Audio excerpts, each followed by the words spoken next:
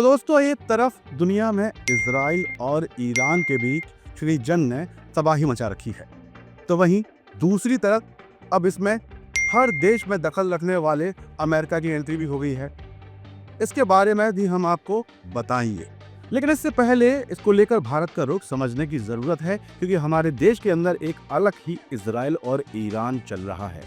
बंटवारा भी बिल्कुल क्लियर है और साफ है, क्योंकि बीजेपी की भावनाएं इजराइल के साथ हैं, तो वहीं कांग्रेस की भावना है ईरान के साथ। ऐसे में सवाल उठना ये लाजमी है कि राष्ट्र हित पर सर लोग साथ हैं, हम सब साथ हैं, तो इस मसले पर मोदी सरकार से अलग स्टैंड कांग्रेस के नेता या पूरी कांग्रेस क्यों ले रही है। पहले इसे समझ लीजिए कि इजराइल और ईरान के बीच जारी जंग के बीच देश की राजनीति में भी इस मसले पर अब एक नई बहस होना शुरू हो गई है। सरकार ने जंग में दोनों पक्षों से संयम बरतने की बात कही, वही भारतीय राष्ट्रीय कांग्रेस यानी कि हमारी कांग्रेस पार्टी ने इजराइल की इन कार्रवाइयों की कड़ी निंदा की है, जो इसे ईरान की संप्रभुता और हमला और उसके अधिकारों का हनन करार दे रही है, हनन करार दे चुकी है। कांग्रेस का ये रुख मौजूदा मोदी सरकार की नीति से थोड़ा सा अलग दिखाई दे रहा है, जिसने इस मुद्दे पर अभी तक कुछ साफ साफ नहीं किया, स्पष्ट बयान नहीं दिया। शायद मामला दुनिया वैश्विक पटल का है, इसलिए समय लगे। कांग्रेस नेता जयराम रमेश ने अपने बयान में क्या कहा, पहले हम आपको ये बताते हैं दोस्तों। तो जयराम रमेश कहते हैं कि इजराइल की हवाई हमले और गुप्त हत्याएं क्षेत्र में अस्थिरता को बढ़ाएंगी और भविष्य में संघर्ष के बीज बोएंगी।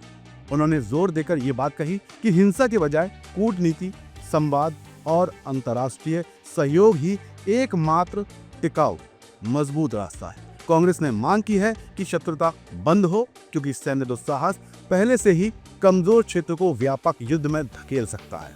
ये सब जयराम रमेश ने कहा, जिसका मानवीय और आर्थिक नुकसान भयावह होगा।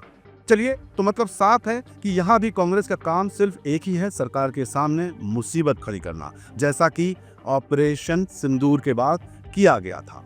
चलिए, इनका काम है, ये करते रहेंगे। लेकिन इस बीच अब दुनिया के सबसे बड़े चचा की एंट्री भी इस पूरे मामले पर हो सकती है, ये आसार दिखाई दे रहे हैं।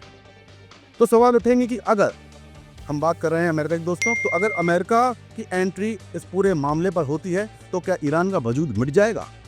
क्योंकि अमेरिका जिसके साथ खड़ा होता है लगभग जीत उसी की होती है। इजराइल ने ईरान पर ताबड़तोड़ हमले तो किए, बावजूद इसके वो ईरान की एक ऐसी साइट को छू भी नहीं पाया जो इजराइल के लिए सबसे बड़ा खतरा है। यही वजह है कि अब नेतन्याहू ने ट्रंप से मदद मांगी है, गुहार लगाई है। ऐसे में सवाल यह है कि ट्रंप नेतन्याहू बाप क्या साथ देंगे? अगर ईरान से युद्ध में अमेरिका का इजराइल का खुलकर साथ देती है तो फिर क्या होगा दोस्तों? इजराइल ने ईरान के सबसे सुरक्षित कहे जाने वाले फोर्डो परमाणु प्लांट पर मिसाइलों की बारिश की, लेकिन नतीजा ढाक के पास 0 ही निकला, मतलब शून्य, अंडा। ईरान के इस अंडरग्राउंड न्यूक्लियर प्लांट का इजराइल कुछ उखाड़ नहीं पाया, बल्कि इजराइल ये जो हमला हुआ उसकी दीवारों से टकरा कर लौट गया। अब इजराइल ने इस न्यूक्लियर प्लांट को ध्वस्त करने के लिए, तबाह करने के लिए अमेरिका से बंकर बस्टर बम मांगे हैं, क्योंकि इजराइल कुछ नहीं बिगाड़ पाया ईरान का। हमले तो हुए, लेकिन उसके सबसे मास्टर स्ट्रोक कहे जाने वाले इस सेंटर को नहीं छुपाया, प्लांट को नहीं छुपाया। बम बस्टर बम ये ऐसे बम है जो पहाड़ और जमीन की गहराई में जाकर भी धमाका कर सकते हैं, और ये सिर्फ और सिर्फ अमेरिका के पास है। लेकिन अमेरिकी राष्ट्रपति डोनाल्ड ट्रंप ने फिलहाल ईरान के खिलाफ इजराइल की इस जंग में सीधे तौर पर कूदने से मना कर दिया है। साफ है कि वही कूटनीति वाली कहानी ट्रंप शायद फिर से दोहराएं और दुनिया के चचा बनने के लिए फिर तीसरी बार दोनों के बीच में कुछ कर। ट्रंप प्रशासन बार बार ईरान के खिलाफ इजराइल का सीधे तौर पर साथ देने से इनकार कर रहा है। अमेरिका का पूरा फोकस फिलहाल इस क्षेत्र में अमेरिकी संपत्तियों को सुरक्षित रखने का है, और होना भी चाहिए। किसी देश के लिए उसके नागरिक, उसकी संपत्ति सबसे बड़ी पूंजी है। अमेरिका के विदेश मंत्री मार्को रूबियो ने क्या कहा, आइए पहले ये जान लीजिए। रूबियो ने कहा कि इजराइल फिलहाल अपने दम पर ईरान से लोहा ले। साथ ही उन्होंने ईरान को चिताया भी वो क्षेत्र में किसी भी अमेरिकी सैन्यकर्मी को नुकसान पहुंचाने से बचे। व्हाइट हाउस के एक वरिष्ठ अधिकारी ने बताया कि ईरान पर इजराइल जो भी हमला करेगा उसे रोका नहीं जाएगा। लेकिन उनकी तरफ से यह भी कहा गया कि वो चाहते हैं कि ईरान इस जंग से बचने के लिए बातचीत की टेबल पर आए। तो ये सारी बातें बताती हैं कि अमेरिका फिलहाल इसमें ना इजराइल के साथ है ना ईरान के। वो तटस्थ रहकर अपनी संपत्ति और नागरिकों की सुरक्षा चाहता है। अब सवाल ये है कि क्या अमेरिका वाकई तटस्थ है या ये एक सोची समझी रणनीति है? क्योंकि जिस इरादे से इजराइल ने ईरान पर हमला शुरू किया है, ठीक वही मंशा अमेरिका की भी है। अमेरिका का ये ना शामिल होने वाला रुख कहीं पर्दे के पीछे से समर्थन तो नहीं है।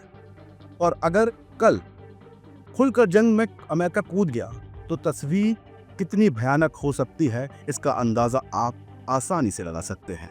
किस तरह ईरान के लिए मुसीबतें खड़ी होंगी आप साफ देख सकते हैं। लेकिन जाते जाते मैं आपको ईरान के उस प्लान की खासियत जरूर बता देता हूं जिसके लिए अब इजराइल अमेरिका के दरवाजे पर पहुंचा है और मांग रहा है मदद। ये ईरान के प्रमुख न्यूक्लियर प्लांट में से एक है, फोर्डो न्यूक्लियर प्लांट। ईरान के कोम शहर के पास एक छोटे से गांव फोर्डो के नीचे 80 से 90 मीटर गहराई में बना है ये प्लांट यूरेनियम को संवर्धित करने के लिए सेंट्रीफ्यूज का उपयोग करता है, जिससे यूरेनियम को उच्च शुद्धता के स्तर तक पहुंचाया जा सकता है, मतलब रिफाइन कर सकता है। फोर्डो में लगभग 2000 सेंट्रीफ्यूज है, जिनमें से अधिकतर IR-6 मॉडल हैं। इनमें से करीब 350 सेंट्रीफ्यूज 60% शुद्धता तक यूरेनियम संवर्धन करते हैं।